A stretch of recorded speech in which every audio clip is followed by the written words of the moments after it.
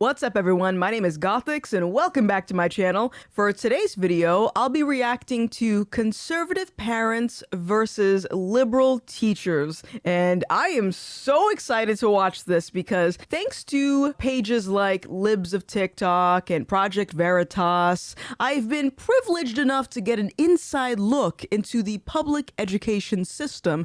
And I have a lot of questions. Without further ado, let's get into this. This is also a pretty long video, so I'm gonna probably bounce around a little bit, but if you want to see the full thing, I'll put the link down below for you to go torture yourself with. Bro, why'd they make this like Hans Zimmer Hey Hassan, we know you're going to react to this video, so we want to invite you to be in an episode of Middle Ground. Maybe a one-on-one discussion with someone like Ben Shapiro. So it'll be great if you can announce your participation here first, and we can get Ben's attention. For now, enjoy the video. Why? All he gonna do is just call the other person transphobic the entire time. That's not much of a conversation if you ask me, but whatever. Good luck. All right, let's move along. It sounds like what you're saying is you want to be able to introduce all ways of life. Yes. So would it be okay to include a book with a man having a relationship with a 12-year-old in that book? I know it's extreme. No. Hold on, but just hear me out. Because now you're equivocating gay people to pedophiles. No, this is why I'm bringing it up. Is who establishes the boundary. The law. But I'm already loving this because I have a lot of things to say about this topic. Teachers have their own political agendas. Step forward if you agree. I think it's important to recognize that individuals will have political agendas. It's a natural thing, and people should understand their political views. I think where we need to differentiate it is whether a teacher should have a political agenda in a classroom. But is your idea of a political agenda like these teachers telling students, this is who you should vote for, if you vote for these people, it's wrong. Yes, if you vote for or these people, it's right. ridiculing the beliefs that they may have for political or religious reasons, and using their position of authority to mold the minds of everyone else. When it comes to Agreed. diversity or these new sort of terms, I am not for... Oh, I know her. We follow each other on Twitter. I know this lady. Okay, continue. certain types of what so-called diversity when it comes to these new kind of topics. And Can you expand upon that? Like, what do you think like shouldn't be critical included? race theory or some of the gender ideologies. It's not diverse if you're the teacher, the person of authority in the classroom, and you are saying this is how something should be. Yeah, so I come from an elementary perspective. I'm a first grade teacher, so the conversations we're having in class isn't about the socioeconomic nature of the world. But you know, we do talk about just what it looks like for different people in different communities. So when I talk about a political agenda, the agenda that I have in the classroom is to create an environment where folks are able to, you know, better understand from wherever someone's coming from. The problem with that, and I understand the sentiment as a teacher, if a child is sitting there and they happen to be black and you're saying, well, black people such and such and such. I mean, you're really, that's not okay. I do have to stop you there because that's not really said. It's not said black people do this. Well, it's not said Mexicans do this. Again, it's trying to understand from multiple perspectives. That's not saying that every group aligns on the same thought. That's not saying every group is a monolith. What it's saying is, even if you disagree with somebody or you come from a different tradition or a different cultural background, those people's opinions can still be valid. I mean, that's a given though. Yeah, obviously. Clearly, I don't understand why you would need to further elaborate that in the classroom. That's goes without saying. If you're going to a school and you see a bunch of people that don't look like you would assume that they would come from a different background. So why, I'm gonna revisit this guy. I smell something fishy here. I'm gonna be honest, as a teacher, especially after COVID and all of that, I don't have time for a political agenda. I'm here trying to catch up with curriculum, pick up my readers that are, 2, 3 grade levels behind. I'm gonna stop really quick because this is sort of the point that I want to make about this previous gentleman that I paused the video on. They will say, we're not teaching a political agenda. I don't have a political agenda, but what they're teaching is a political agenda.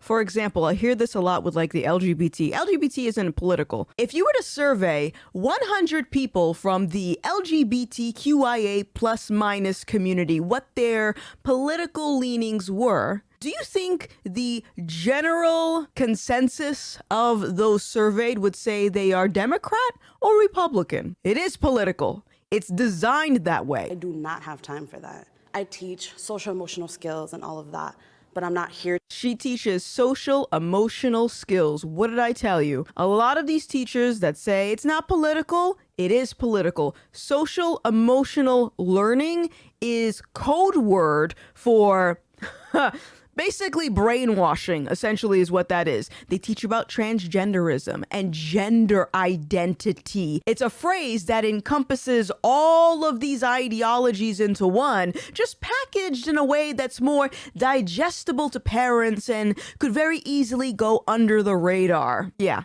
I already see where this is going. You need to believe this, and that. No. If you're a good person, we're good. We're gravy.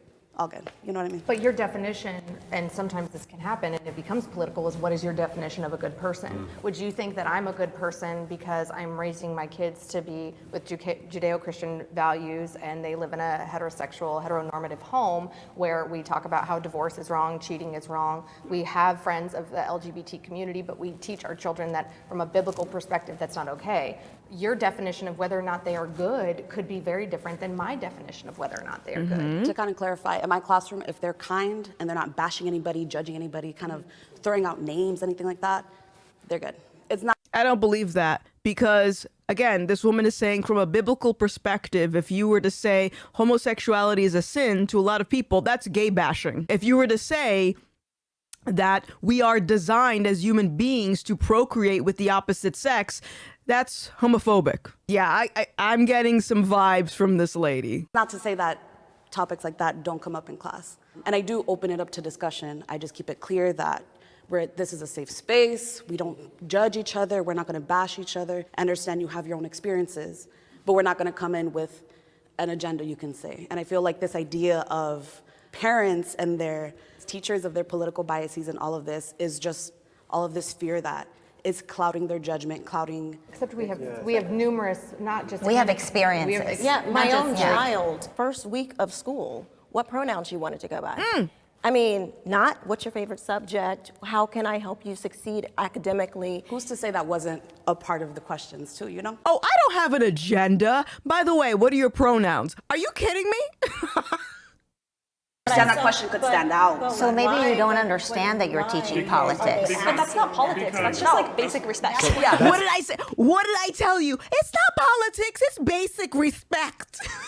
They don't even realize that they have become instrumental in funneling socialist Marxist propaganda into the education system. They have no idea because it's just, oh, you're a good person. You should call this man a woman because it's a form of respect. So deny reality, lie to them because it's respectful to do so. Your idea that that's basic respect, what is the framework of that? Because I think that many teachers are going through these trainings and the trainings are saying this is the framework of how we operate in the classroom. But where did that idea come from? Because it's based off, it's called a thing called data. Did you do that in Data. So because of data, that's how you determine it's a form of respect. Let's go with that. Let me see what else he has to say. No, hold on. A lot of schools have research and development. And so the state also does. So in the state of California, we do research. So at the end of the day, my job is not just to make your kid to feel comfortable. I got 55 students. I got to make 55 students feel comfortable. And so when your kid comes home and tells you, well, Mom, the teacher said, what's my pronouns? Yeah, I did say what's your pronoun. I also said, what's your favorite TV show? What's your favorite food? I am a college professor. This guy is following people. And he's saying because of the data, we know that we should be asking our students about pronouns. It's good to research. It's good to look at data, but you need to also dig deeper and say, where is this data coming from? Was this data just manifested out of thin air to fit a political agenda? For example, he wants to go by data. Data also told us that it is healthy for parents to medically transition their children just because their children thinks that they're in a wrong body. Oh, it's totally fine. It's totally safe. Well, guess what? These things are not reversible. A lot of kids are going to become sterilized because of it. But hey, we're following data that's manipulated because we're dealing with people. People have their own agendas. We're dealing with human behavior that's unpredictable. 3rd and 4th grade was horrible. Dealing with parents who thought their child was special and should be treated a certain way. And it just wasn't doable. The constant complaining, the accusing people of doing things that are not going on in our classes, not being enough for their child, it was just too much. When parents don't have the knowledge of what goes on inside of a school, I think it's important for those parents to go to the school, and we as educators like our parents to be involved. You know, again, I have too many students to push an agenda. I do my job, what they pay me to do. But listen how that doesn't make any sense. I have too many students to push an agenda. I just do what they pay me to do. Okay, so if the school board instructed you to educate your students on anal sex and masturbation, how to pleasure themselves, you would do it, right? Well, you just said that you do what they pay you to do. So if they say that this is what you're supposed to educate your students on, then you would do it. Discussion about sexuality doesn't belong in schools. I had a sex ed class when I was in 3rd grade, and it was quite simple. Boys go in this room, girls go in this room, they play a little video on a black and white TV. You know, you see the genitalia, and you're like, oh God, I got one of those, cool, now we're figuring out what I am. The fear is these schools have no boundaries. If they do the classroom thing where they want to split kids up, how many genders are we going to do this? We're going to put boys, them, and then girls, and then how many rooms do we need to create for equality? Right. Or are we really chasing equity? And I think parents now are beginning to realize we've got to stop this and create framework about sexuality, especially in a hyper-sexualized culture. My kids don't need to know at 6, 7, and 8 years old about different types of sexual acts. People think that this is just kind of happening, it's a one-off. It is in so many schools. Where I live in Florida, there was a poster going around where kids could text anonymous strangers to get information about sex. And on this poster in school, want to get laid? Again, and I've said this numerous times, the LGBTQIA plus minus community, they are being used as a political bludgeon. They are only instrumental in pushing Marxist propaganda and creating friction in society. That is the main function of them teaching this stuff in school. As this woman just said, is if you teach their kid about pronouns, that kid isn't going to know what the heck you're talking about, because if you are raised in a Christian household with Christian values, you understand that there are men and women, and that's it. Anyone that tells you otherwise is someone that's trying to propagandize you. That is going to create friction, because now this parent who is teaching their child about reality and truth now has to override the brainwashing that took place for 8 hours a day while their kid was in public school. And you think that no friction is going to result from that you're not going to burn bridges with people. Family member who first day of 6th grade was asked for her pronouns, and she stood up and said that as a person of faith, she believed that God didn't make a mistake making her a girl, and so therefore she identified as a she, her, and she was sent to the principal's office and punished for that decision. Let me just say this, because I know I'm going to get some smart asses in the comment section talking about, what about intersex? Intersex is an abnormality. Just like any other birth defect, it is abnormal. It's not natural. It's not normal. Who is to say the things that we have done in society, the foods that we eat, the chemicals we deal with, who is to say that we have not done something to contribute to that abnormality? God made men and women. What this gender identity thing is doing is taking healthy boys and girls and going in the reverse, taking something that is normal and making it abnormal, which in itself is not normal. I like what you said, Sean, about how you were emphasizing, how a lot of parents today felt a goodness of the way that sexual education was conducted in the past. So there is an agreement that sexuality should be talked about in schools. The disagreement is whether it should just be purely heteronormative or if we should include all aspects of sexuality. No, it should not include all aspects of sexuality. I'm going to say this as gently as possible. You are free to live your life in whatever way that you choose, and I will love you as a human being regardless. I have lots of people that I call my friends who are gay and trans and all that stuff, but it is not normal. So why should we be educating young, impressionable children on behavior that is not normal. The function of sex is to procreate, and two men cannot procreate. Two women cannot procreate. Therefore, it is abnormal. And yes, I know, I can already hear it firing up in the comment section, but what about women that can't give birth? Just like intersex, that is an abnormality. Hey guys, really quick, I was editing this video and thought I needed to add a little bit more clarification to my statement, and that is that I don't think children should be learning about things that are over-sexualized, regardless.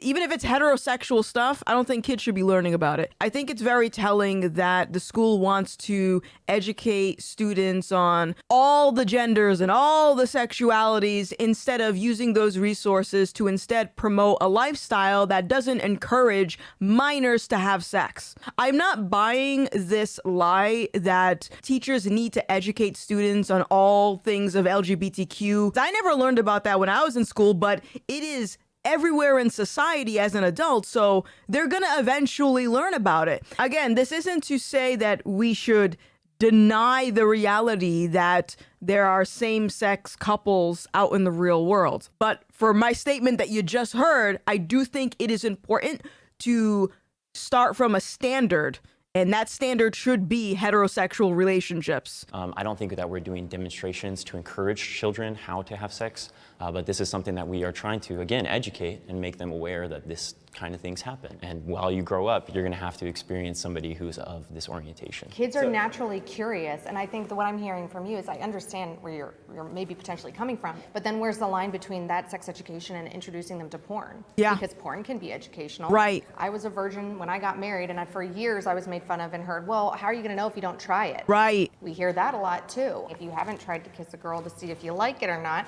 then how do you really know that you're not a lesbian? How do you really know that you're not gay if you've never slept with a guy? How do you really know that you want to be in a monogamous relationship if you don't sleep around? And when you start to introduce those questions to children, specifically prepubescent ones, they're going to naturally be curious, and their emotional and hormonal maturity is not there to be making those types of decisions that have lifelong impact. Well, you're right, and a lot of them are learning at home, because just like you guys are saying, they come home to tell you things. Well, guess what? Those same kids come to school and talk about what you're telling them at home.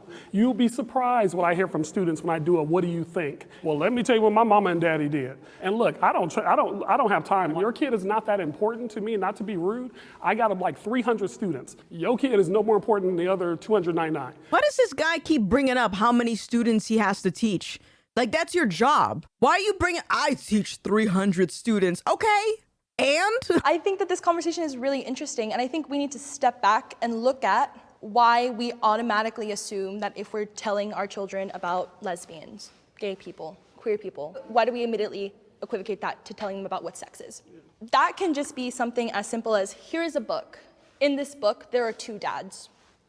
This book character has two dads. And kids, they can be inquisitive, and that's good, right? But also, like, they're gonna be like, cool, there's two dads. All these kids know that there's... These kids are gonna know that they are such thing as same-sex relationships when they go out into the real world. I am not buying this teacher by saying, well, why do you assume that we're just teaching them about sex if we're talking about sexuality? They go hand in hand, because if they don't go hand in hand, then what exactly are you teaching? Feelings? Okay, yes, we all have feelings. Everyone has feelings. So what we've noticed is that the curriculum in 8th grade and up is a lot deeper than that. It's more like, here is how you can have sex so you do not get pregnant. Yeah. Illustration of anal sex. That is the stuff that we're now reacting against. And that, sadly, is the trust that's being broken between teachers and parents. Yeah, and I think we're moving into a conversation about comprehensive sex ed. What I am talking about is when I go into this classroom and I'm teaching kids, I'm not going to just teach kids material that is heteronormative. Out of curiosity, it sounds like what you're saying is you want to be able to introduce all ways of life. Like these are the people that you will encounter with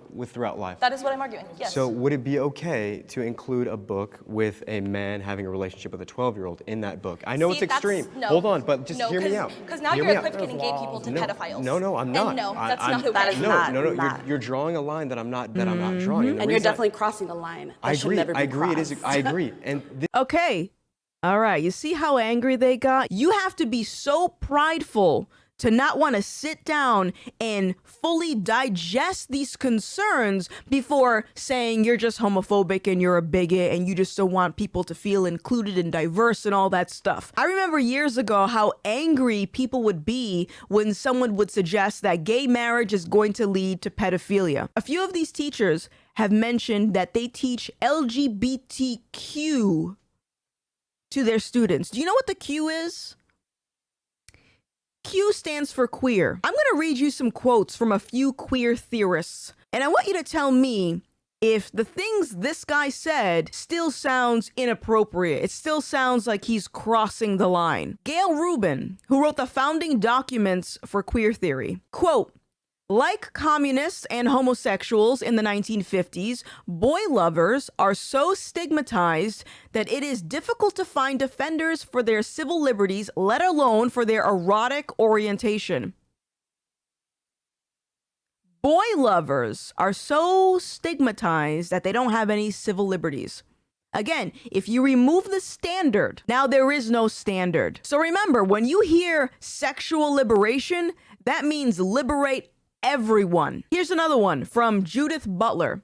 Quote, "I do think that there are probably forms of incest that are not necessarily traumatic or which gain their traumatic character by virtue of the consciousness of social shame that they produce."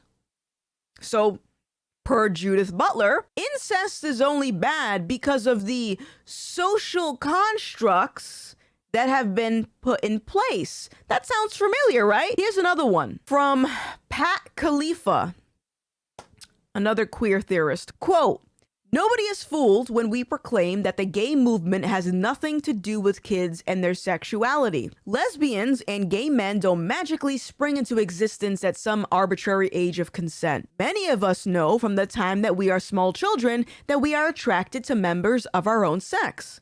Many of us, both women and men, had our first homosexual experiences with partners who were older than ourselves. Parents start looking for signs of homosexuality in their kids at about age 2. Sexual repression isn't 100% effective, but it does keep some young women and men from forming gay identities. To leave that repression unchallenged is to leave a major bastion of gay oppression untouched."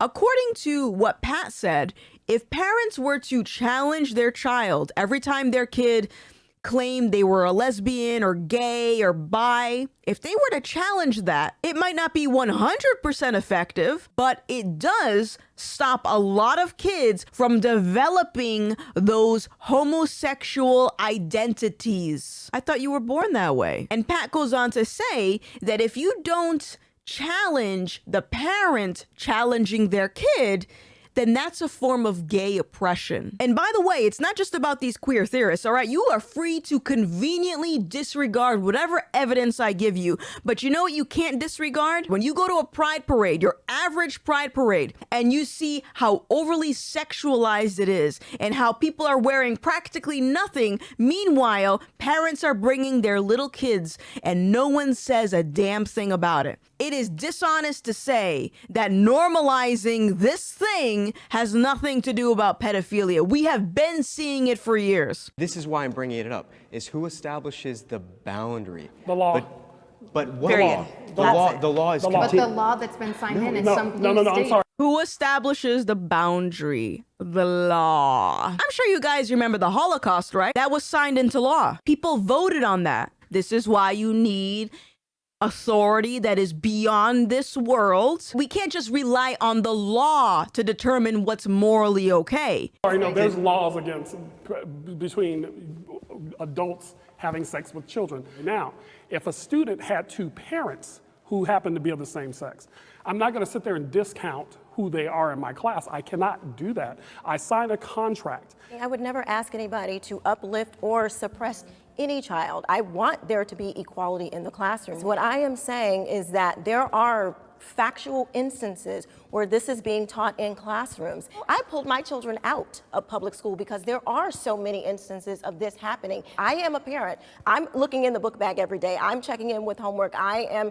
talking to the teachers and the principals, and I'm involved. But we didn't know that, you know, during class, there were images shown of literal sex acts or describing certain situations that were inappropriate for young children. We have a belief system at home, and the children want to break the boundaries of that belief system naturally because we're human beings. That's just what we do. Right. And we're trying to confine them to a set of beliefs to say, this is what is right in our home. And we're seeing the schools get funding from Planned Parenthood. They tried to pass a bill to put medical facilities to offer abortions in high schools here in California. And it's gradual, right? It starts with, this is a book that has 2 dads. This is a book with 2 moms. And it's just a gradual curiosity that could leverage and break away that child from the root in the home. That is absolutely right. What he's describing is the Overton window. I did a video on this before. What it is a method to direct society in a particular direction, and this is done over a long period of time by slowly introducing small changes to society. So let me briefly give you a quick example of what the Overton window looks like. The normalization of LGBTQIA is a form of the Overton window shift. It starts by eliminating the standard for marriage. So now 2 men can get married, 2 women can get married. And then you eliminate the standard for a nuclear family. Now you can have 2 dads, 2 moms. Next, you eliminate the standards for something that is biologically true. Gender. Instead of someone accepting the fact that they were born a certain gender, now they can say, well, I identify as the opposite gender. I identify as this made-up gender I just created 5 minutes ago. And now you can take that principle, that gender is a social construct, and you can apply it in other areas. So this is why we've seen people who are transracial. They identify as an entirely different race. This is why you see trans species, people that say they identify as an entirely different species. And now we have trans age, where even though you're in your 40s, 50s, you can identify as an 8-year-old if you want to. The Overton window shifts by providing small, incremental changes to society. And this is the result of not having a standard beyond us. If we just go based on what society tells us, society is going to lead us to hell. My education growing up was fully public education. College is where I started getting a curiosity for truth and education, and I think I'm so passionate about the education system today because it is obviously broken, but how do we fix it? Many of these progressive ideas in fixing it is just more empathy, sympathy, safety, but in reality, I see the public school system isn't actually accomplishing the goal of what education is, which is teaching critical thinking, how to understand, how to ask good questions, and then comprehend how to problem solve. He's absolutely right. It is so alarming that teachers would rather cater to feelings than prepare their students for the real world. Prepare their students for the inevitable obstacles they're going to face, all because of feelings. Your feelings are valid, but you have to work with those feelings in a way to develop emotional resilience. Without emotional resilience, you're not going to be able to think critically because you're too emotional. Affirmative action is racial discrimination. Yes, absolutely. There was a high school down the street from where I live in Los Angeles that encouraged all the kids of color to apply for their school play.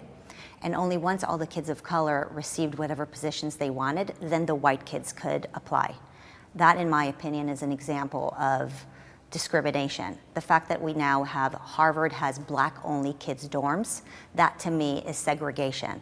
With affirmative action, we've seen with Harvard lawsuits and other things how it's backfiring and it's picking and choosing of which minorities can and cannot have success. It was done to try to create or make up for the wrongs of our past, but I think it's really backfired. Yeah, it's really, excluding those excelling students in other races to fix the problems of the past, like you said.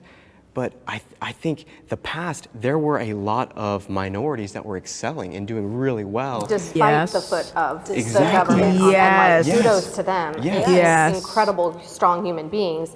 And we shouldn't have that discrimination in any way anymore, but unfortunately, it has become a discrimination against other groups. Yeah, it's racism. It is racism. If you are taking a group of people and judging them on their race and setting them aside, giving them a special treatment, if you are uplifting a person or you are trying to suppress a person because of their race, that is racism. So we're supposed to believe that someone like Barack Obama's children are like struggling because they're black? Like, that's ridiculous. I am getting so tired of hearing this lie that black people have it harder because of their skin color, that it's more difficult to succeed or to grow their wealth because of racism.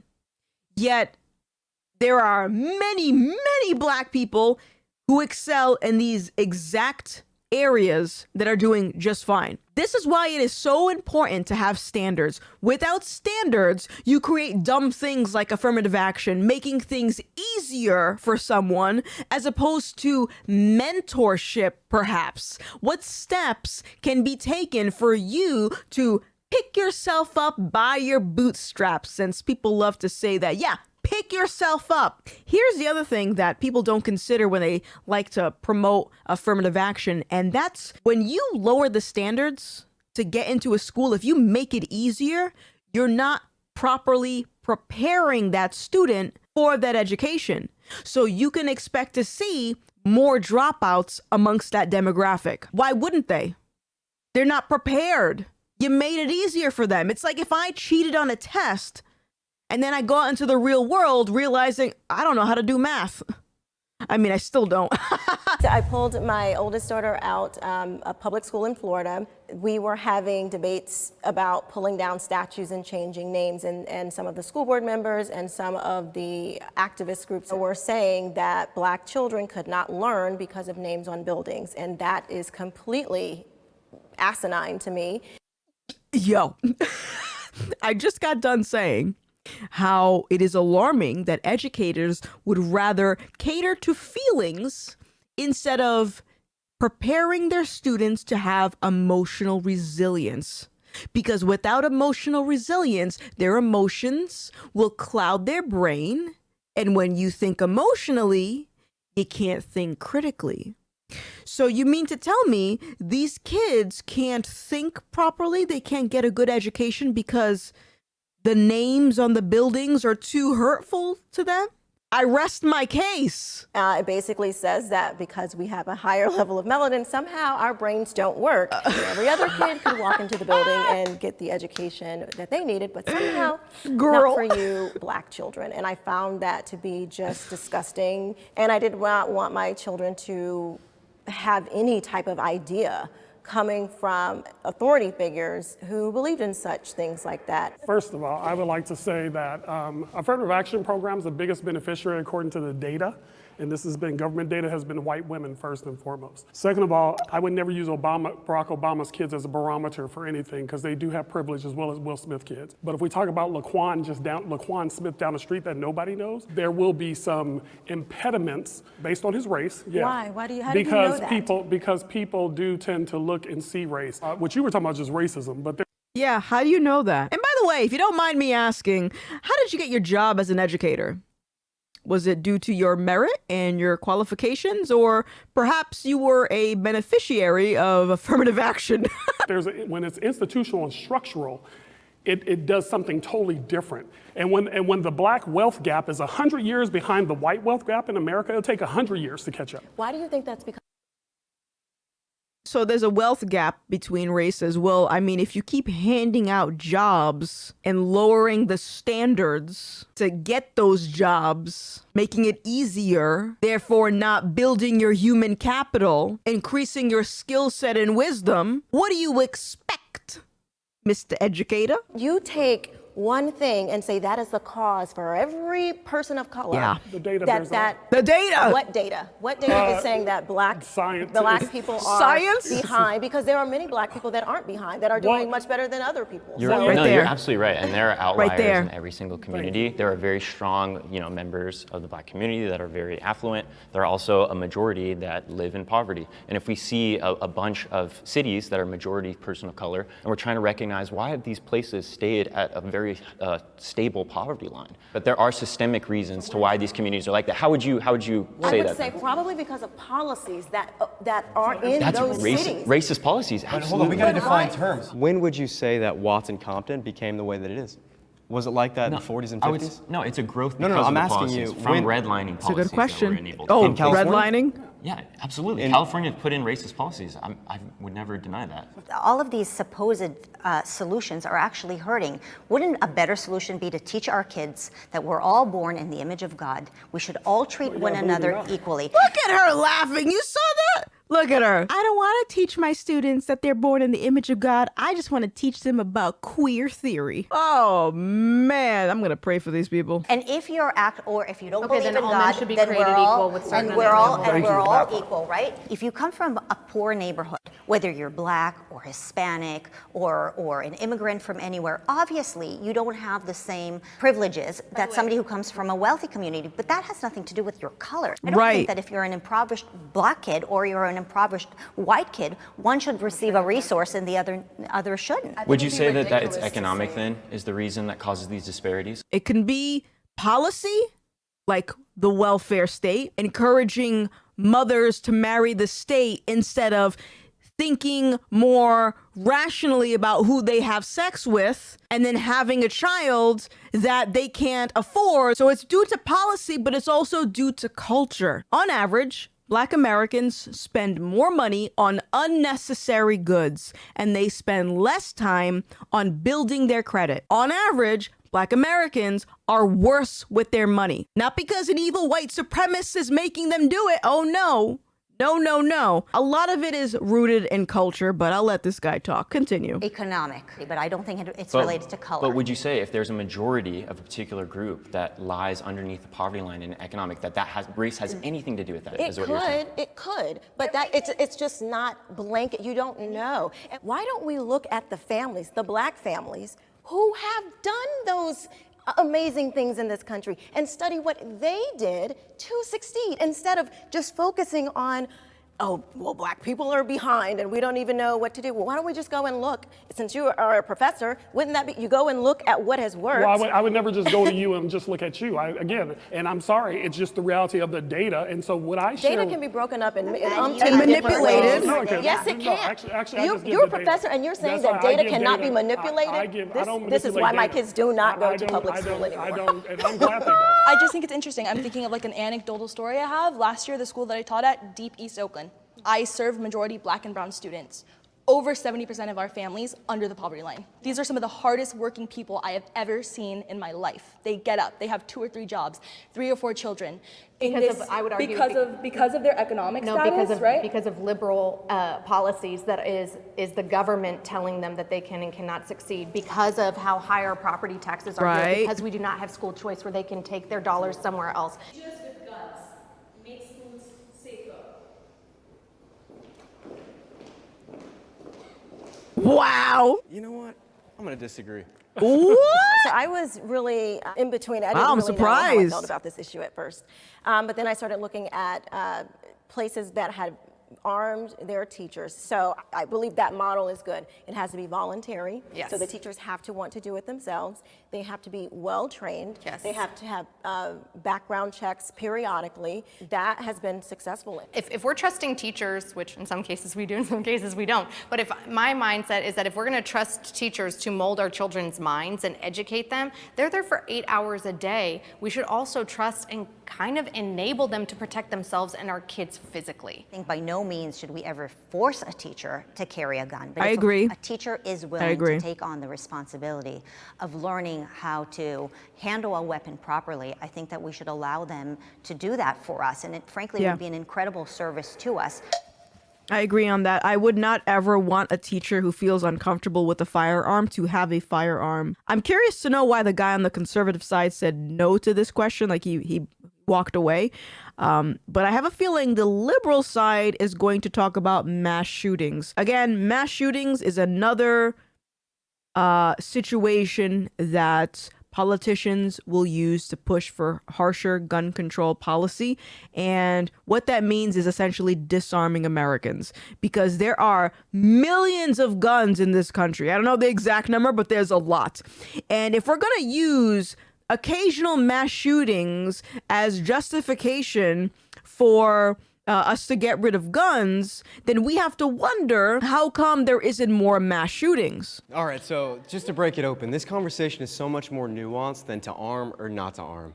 And if you want to save a school, you need to get parental engagement. Let's look at the mindset of the individuals that are going into these homes with firearms.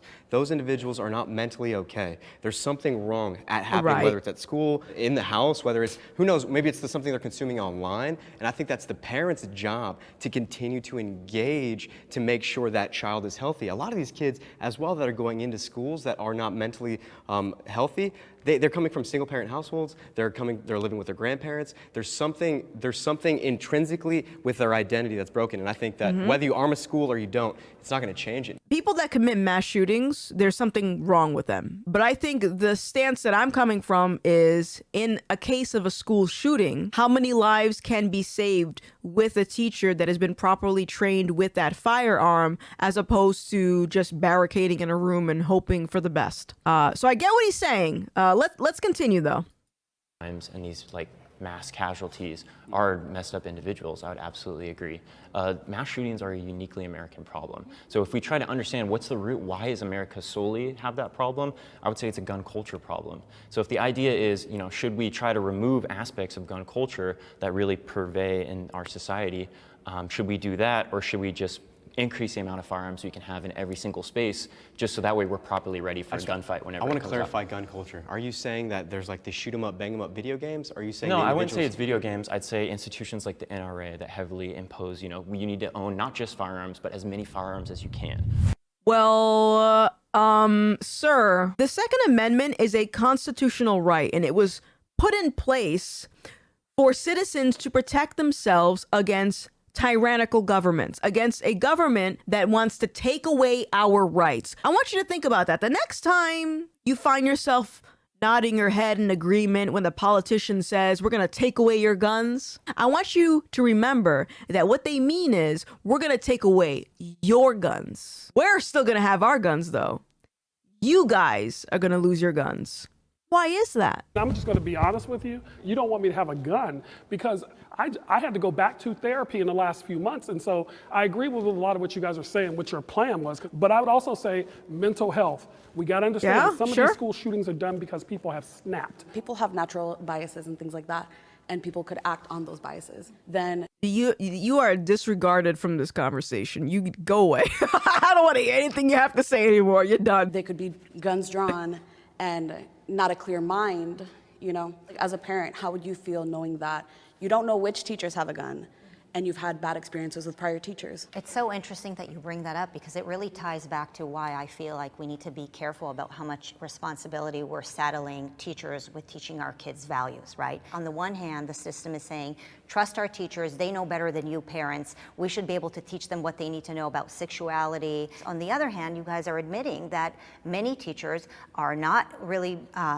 checked for mental issues. We don't really know what is happening in these classrooms. I'm not we saying don't that know about teachers what are not friction. checked. We very Yo, she got her. Teachers are not mentally stable enough to arm themselves in a classroom, but teachers are mentally stable enough to teach students about masturbation and anal sex. Nani? We have like professional development days where we got self-care. So I wouldn't say many by any means.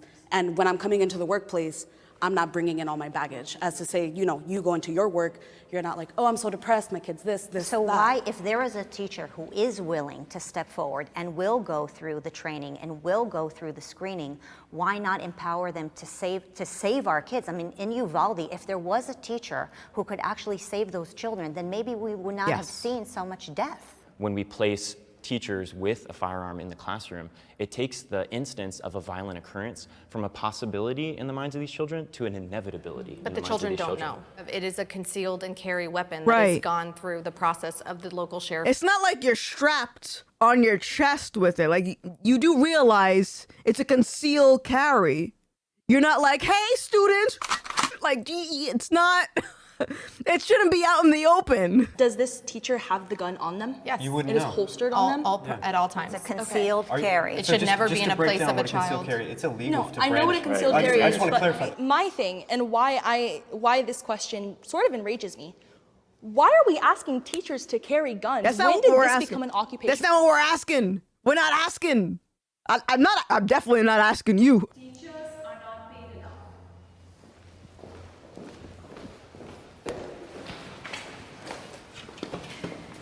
Every day I wake up and I hand to you guys the most precious thing in my entire life, my children. I think that it's important that our society will reflect how much we value you guys. I think that you should receive bonuses if you do a great job. If you're able to represent all of us as Americans, both conservatives and liberals, and you're able to speak on our behalf and take care of our children, we should reward you for that, and you should feel rewarded for that. And so I don't know exactly what you make, but I think it is really important that we invest in you and we pour into you. And when I see the entire budget that the state of California, for example, spends on education, and I realize that a sliver fraction of it only goes to you guys, it breaks my heart, and frankly, it makes me so angry. I don't need more bureaucrats. I need more good teachers. I left the K through 12 and went to the community college, and I do pretty well. I'm going to be clear with that. But also, I have a So you're master's. not oppressed, thank So God. I have a master's. Yo, I like her. I am totally on board with teachers getting a raise and getting bonuses and all that stuff if the education is actual education. No gay sex, no critical race theory, take the damn BLM flag off the door, stop being an activist, and start being a teacher. Prepare these kids for the real world. Build their emotional resilience. Stop coddling them every time someone says something mean or hurtful. They're gonna get a lot of that when they get older. And yes, in that context, I have no issues with paying you for what you're worth. But if you're just gonna teach a kid about masturbation and butt sex, you're not worth very much. Nothing. Zero. You get nothing. Critical race theory is anti-American. Yup. Of course, the liberal teachers don't see it that way. Well, I'll go first. My daughter, same teacher actually, who was asking about her pronouns, she said that she was going to be introducing some race-themed books. My daughter recorded this conversation in class. So what proceeded to happen is she started to talk to the children in their, I guess, identity groups. Oh, as an African-American child, how are you discriminated against? As an Asian child, she went through all of except white people.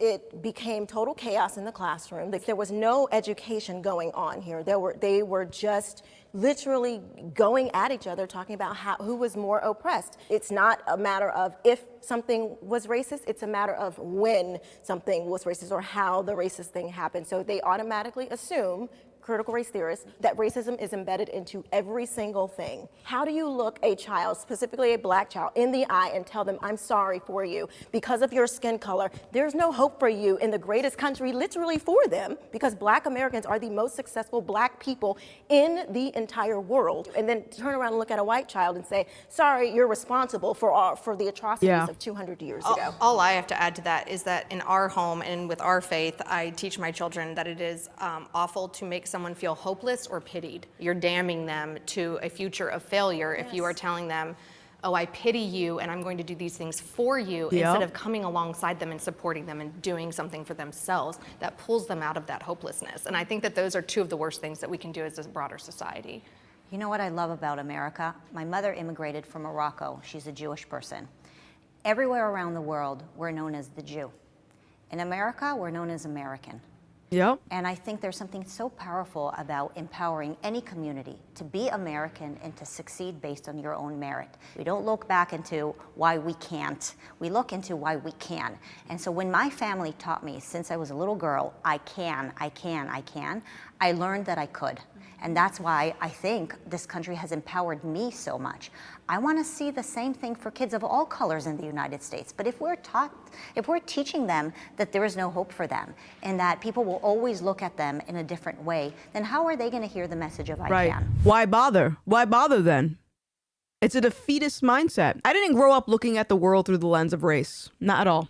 Other people told me that I should expect my life to go in a certain way because of what I look like, but I didn't believe it. And if you believe that your outcome in life and your journey is based on what you look like, then why bother? My question for liberal teachers is, do they think that it's the right place for them to impose liberal ideas in classrooms, knowing that they have many students who come from conservative families? And I find that many of the schools have become battlegrounds for those kinds of ideas. And when teachers are bringing those issues to the classrooms, it's forcing families and conservative kids to have to address these issues. And we believe that they're simply too young to deal with those kinds of complex matters at that age. Whoever controls the youth controls the future, or something like that. Critical race theory and what they're doing with teaching LGBTQIA plus minus stuff in school, it's a form of Marxism. It's a tool. The framework that it's creating is a situation of oppressed versus oppressors. The oppressors in this situation would be the parents, the families who oppose these ideas being taught to kids. Because what did the teachers say at the beginning of this video? It's a form of respect to refer to someone's preferred pronouns. So if you teach critical race theory and all this LGBT butt sex stuff to children, and someone opposes it, in the minds of the teachers, this is just respect, this is inclusion, this is diversity. Well, you know who the oppressors are. It is Marxism packaged up in a way that is more digestible to the American population. Okay, so first of all, I think we need to define what critical race theory is. Critical race theory is a theory that Derek Bell and Kimberly Crenshaw and a bunch of former Harvard law students came up with, where they... Former Harvard law students? Did they get their degree because of their merit? Or because they were Black? I'm just saying, you are pro affirmative action. I just want to make sure that I can actually trust where this information is coming from. And it's not just because someone was handing out degrees to reach their diversity quota. Just checking. Theorize that within certain American laws, racism is just embedded. And so I'm sorry for your experience, because you shouldn't have to go through that. Nobody should have to go through that. I don't tell my son you can't do anything.